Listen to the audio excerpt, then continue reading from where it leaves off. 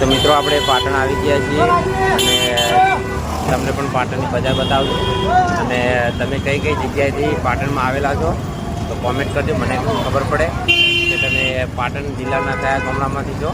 તો હું તમને હવે પાટણ બતાવું, તમે પાટણ જોઈ લો.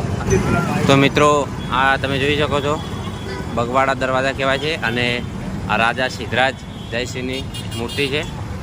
તમને થોડું નજીકથી બતાવું, જોઈ દો મિત્રો. અને આપણે સીધું જવાનું છે અને આ બગવાડા દરવાજા છે. અને મિત્રો અહીંયા શૂટિંગ થયું હતું વિક્રમ ઠાકોરના પિક્ચરનું એક, એ તમને બતાવશું.